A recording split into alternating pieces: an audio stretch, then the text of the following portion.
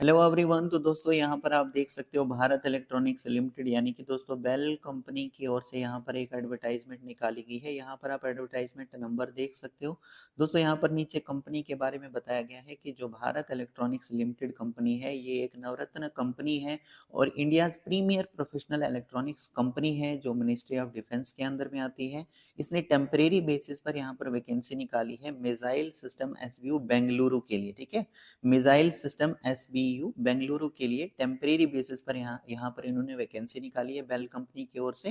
तो नीचे यहाँ पर देखिए सबसे पहले प्रोजेक्ट इंजीनियर फर्स्ट की यहाँ पर इन्होंने जो पोस्टें हैं वो निकाली हैं, प्रोजेक्ट इंजीनियर फर्स्ट। ठीक है, क्वालिफिकेशन क्या चाहिए इस पोस्ट के लिए? बीई या फिर बीटेक आपने किया होना चाहिए इलेक्ट्रॉनिक्स से या इलेक्ट्रॉनिक्स एंड कम्युनिकेशन से या टेलीकम्युनिकेशन से। ठीक है, तो बीई या फिर बीटेक आपने इलेक्ट्रॉनिक्स एंड कम्युनिकेशन या टेलीकम्युनिकेशन में किया है तो एक पोस्ट है यहाँ पर और मिनिमम एक्सपीरियंस इनको 2 साल का चाहिए यहाँ पर इस पोस्ट के लिए। 32 साल तक ज़्यादा से ज़्यादा आपकी एज होनी चाहिए। इसी तरीके से बीई या फिर बीटेक आपने मैकेनिकल ब्रांच से किया है तो 3 वैकेंसी हैं और एक्सपीरियंस सेम मिनिमम 2 साल का होना चाहिए। ज़्यादा से ज़्यादा जितना मर्जी हो दोस्तों अच्छी बात है, लेकिन कम से कम 2 साल का होना चाहिए और ज़्यादा से ज़्यादा एज यहाँ पर इसके लिए भी सेम रखिए, 32 साल से ज़्यादा आपकी एज नहीं होनी चाहिए। और बीई या फिर बीटेक आपने केमिकल ब्रांच से किया है तो एक पोस्ट है दोस्तों, 2 साल का एक्सपीरियंस रिक्वायर्ड रहेगा मिनिमम और 32 साल से ज़्यादा आपकी एज नहीं होनी चाहिए। नीचे नोट में इन्होंने क्या लिखा है कि जो नंबर ऑफ वैकेंसी हैं, ये जो नंबर ऑफ वैकेंसी ऊपर इन्होंने निकाली है दोस्तों, ये इंक्रीज हो सकती हैं, कम भी हो सकती हैं। तो ऐसा इन्होंने नोट में यहाँ पर लिखा है। तो वैकेंसी तो कम है ही दोस्तों, हो सकता है ये इसको फिर से इंक्रीज करें। और नीचे यहाँ पर इन्होंने लिखा है कि कैंडिडेट जो भी यहाँ पर अप्लाई करना चाहता है इन पोस्टों के लिए वो विलिंग होना चाहिए दोस्तों इस लोकेशन के लिए जो इन्होंने लोकेशन ऊपर बताई है दोस्तों बेंगलुरु के लिए। तो वहाँ पर आप विलिंग होने चाहिए वहाँ पर काम करने के लिए। और अक्रॉस इंडिया कहीं पर भी अगर ये आपको पोस्ट करते हैं तो इंडिया के किसी भी हिस्से में अगर ये आपकी पोस्टिंग करते हैं तो आप विलिंग होने चाहिए वहाँ पर ट्रेवल करने के लिए। ऐसा नहीं कि आप यहाँ पर इनको बाद में बोलोगे कि नहीं मैं वहाँ पर रेडी नहीं हूँ जाने के लिए। तो ऐसा इन्होंने पहले से ही बताया कि अक्रॉस इंडिया में कहीं पर भी अगर ये पोस्टिंग आपकी करते हैं तो आप विलिंग टू ट्रेवल होने चाहिए। तो ये चीज़ पहले आप रीड कर लीजिए, उसके बाद ही यहाँ पर अप्लाई कर लीजिए। एलिजिबिलिटी में देखिए क्वालिफिकेशन में क्या लिखा है कि 55% मार्क्स या फिर उससे ज़्यादा के आपके होने चाहिए सभी सेमेस्टर या फिर ईयर वाइज जैसे भी आप काउंट करोगे तो 55% से ज़्यादा होने चाहिए। ये 55% एंड अबो, इससे ज़्यादा है तो अच्छी बात है, 55% तो होने ही होने चाहिए अगर आप जनरल ओबीसी एनसीएल और ईडब्ल्यूएस कैंडिडेट हैं। तो अगर आप एससी एसटी पीडब्ल्यूडी से आते हैं तो पास क्लास भी अगर आए हैं आपके परसेंटेज तो भी यहाँ पर चलेगा, आप यहाँ पर अप्लाई कर सकते हैं। और जहाँ से भी आपकी क्वालिफिकेशन हुई है, मतलब जहाँ से भी आपने बीई या फिर बीटेक किया है दोस्तों, वो कॉलेज या फिर वो यूनिवर्सिटी एआईसीटी या यूजीसी से अप्रूव्ड होनी चाहिए। ये तो आपको पता ही है। इसके अलावा जो आपकी एज है ये काउंट की जाएगी 1/12/2023 तक, तो आपकी एज 32 साल से ज़्यादा नहीं होनी चाहिए। इसके अलावा एज में आपको रिलैक्सेशन देखने को मिल जाएगा अगर आप किसी कैटेगरी से बिलोंग करते हैं तो। दोस्तों अगर आप यहाँ पर सेलेक्ट हो जाते हैं, सेलेक्ट होने के कितने टाइम का ये आपका कॉन्ट्रैक्ट रहेगा, क्योंकि ये टेम्परेरी बेसिस पर पोस्ट हैं तो यहाँ पर ये कॉन्ट्रैक्ट रहेगा आपका। तो देखिए प्रोजेक्ट इंजीनियर फर्स्ट की पोस्ट के लिए अगर आप सेलेक्ट हो जाते हैं तो इनिशियली आपका जो टेन्योर रहेगा वो 3 साल का रहेगा जब से आपकी डेट ऑफ ज्वाइनिंग होगी। जब आप ज्वाइन करोगे तो ज्वाइनिंग डेट से 3 साल तक आप यहाँ पर काम करोगे। 3 साल के बाद चौथा साल भी आपका ये मैक्सिमम एक्सटेंड हो सकता है, 1 साल और एक्सटेंड हो सकता है, लेकिन ये डिपेंड करेगा कि क्या प्रोजेक्ट को अभी रिक्वायरमेंट है। और अगर प्रोजेक्ट को रिक्वायरमेंट होगी तो आपकी परफॉर्मेंस 3 साल तक कैसी रही है, प्रोजेक्ट में आपने कैसा काम किया है, उसको चेक करते हुए ये आपका 1 साल और एक्सटेंड कर सकते हैं। ठीक है, बढ़ा सकते हैं। और नीचे यहाँ पर लिखा गया है कि अगर आप पहले यहाँ पर काम किया है, आपने ट्रेनी इंजीनियर की पोस्ट के लिए आपने काम किया है, आपके 3 साल कंप्लीट हो गए हैं और अभी आपने प्रोजेक्ट इंजीनियर की पोस्ट के लिए यहाँ पर अप्लाई किया है और आप सेलेक्ट हो गए हैं, तो आपको डायरेक्टली यहाँ पर प्रोजेक्ट इंजीनियर सेकंड की पोस्ट दी जाएगी, लेकिन टेन्योर आपका 3 साल का ही रहेगा। यानी 3 साल तक ही आप यहाँ पर फिर काम कर सकोगे। और आपको हर महीने 45,000 रुपया दिया जाएगा। जब आपका पहला साल शुरू होगा तो 45,000 रुपये पर मंथ दिया जाएगा, दूसरा साल शुरू होगा तो 50,000 रुपये पर मंथ दिया जाएगा और तीसरा साल अगर शुरू होता है तो 55,000 रुपया पर मंथ आपको यहाँ पर मिलने वाला है। ठीक है। और प्रोजेक्ट इंजीनियर की पोस्ट के लिए पहला साल जब आपका स्टार्ट होगा तो 40,000 रुपया पर मंथ मिलेगा, दूसरा साल जब आपका स्टार्ट होगा तो 45,000 मिलेगा, तीसरा साल शुरू होगा तो 50,000 मिलेगा और मान लीजिए चौथा साल शुरू हो गया तो 55,000 रुपया पर मंथ के हिसाब से आपको यहाँ पर दिया जाएगा। एक्सपीरियंस एज ऑन 1/12/2023 तक आपका जो एक्सपीरियंस है ये मिनिमम 2 साल का होना चाहिए। अगर इससे ज़्यादा है तो अच्छी बात है, लेकिन 2 साल का मिनिमम ये होना चाहिए दोस्तों। ठीक है। थोड़ा सा नीचे स्क्रॉल करते हैं, अब कुछ और इम्पोर्टेंट देख लेते हैं। यहाँ पर आप देख सकते हो कि आपका रोल क्या रहेगा, आपकी रेस्पॉन्सिबिलिटीज़ क्या रहेंगी, उसके बारे में आप यहाँ पर रीड करना चाहते हैं तो रीड कर सकते हैं। सिलेक्शन प्रोसीजर, किस तरीके से आपको यहाँ पर इन पोस्टों के लिए सेलेक्ट किया जाएगा। तो सबसे पहले देखिए यहाँ पर selection will be through a written test, यानी सबसे पहले आपका रिटर्न में टेस्ट लिया जाएगा और जब रिटन टेस्ट में आप क्वालिफाई कर लेते हैं तो फिर उसके बाद ये इंटरव्यू के लिए आपको बुलाएंगे। The venue for the written test, कौन सी जगह पर आपका रिटन टेस्ट रहेगा और आपका जो इंटरव्यू है वो कौन सी जगह पर होने वाला है, इसके बारे में ये बाद में आपको इंटीमेट करेंगे। देखिए यहाँ पर लिखा इंटीमेटेड लेटर, तो ये आपको बाद में इंटीमेट करेंगे। समझ में आ रहा है।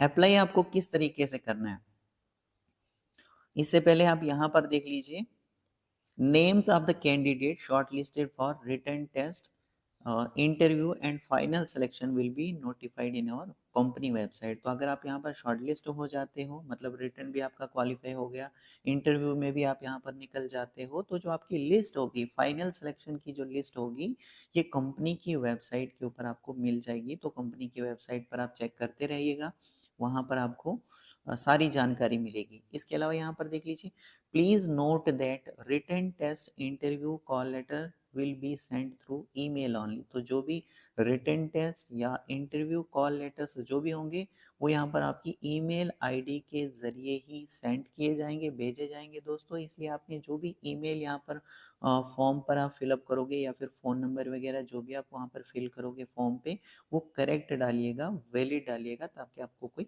प्रॉब्लम फेस ना हो।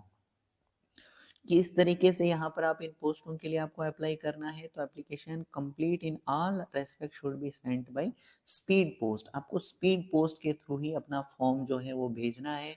कौन सी जगह पर, manager HRMS Bharat electronics limited, Jalahalli post, Bengaluru 560013। ठीक है, ये एड्रेस यहाँ पर दिया गया है, तो इसी एड्रेस पर आपको ये जो फॉर्म है अपना भेजना है। Completed application should reach on और बिफोर 6/1/2024 से पहले पहले आपका जो फॉर्म है ये यहाँ पर पहुंच जाना चाहिए, जो भी इन्होंने यहाँ पर एड्रेस दिया है। ठीक है। एप्लीकेशंस दैट आर इनकम्प्लीट, अगर जो भी एप्लीकेशंस यहाँ पर इनको इनकम्प्लीट लगती हैं तो इनको ये रिजेक्ट कर देंगे दोस्तों। थोड़ा सा नीचे स्क्रॉल करते हैं।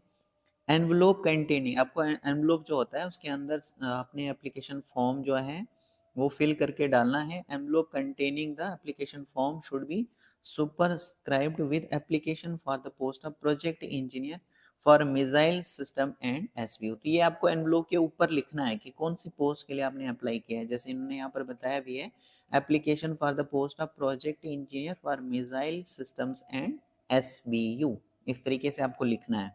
डॉक्यूमेंट्स टू बी सबमिटेड, कौन कौन से डॉक्यूमेंट आपको सबमिट करने हैं।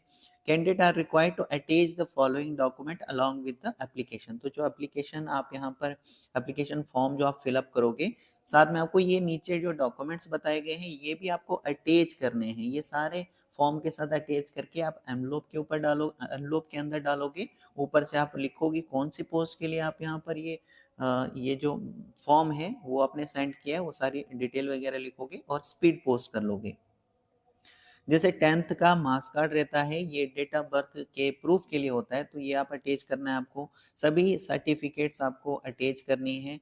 बीई, बीटेक सर्टिफिकेट्स जो हैं वो भी आपको अटैच करनी है। तो ये सारे देखिए यहाँ पर जो भी डॉक्यूमेंट्स हैं आपसे माँगे गए, ये सारे आपको अटैच करने हैं। कॉपी ऑफ एसबीआई रिसिप्ट, जो कॉपी ऑफ एसबीआई रिसिप्ट होगी आपकी, वो भी आप अटैच करोगे। एक्सपीरियंस वगैरह जो भी आपका होगा वो भी अटैच करोगे। तो ये सारी देखिए यहाँ पर आप अच्छे से रीड कर लीजिएगा, उसके बाद ही फॉर्म को यहाँ पर पोस्ट कीजिएगा।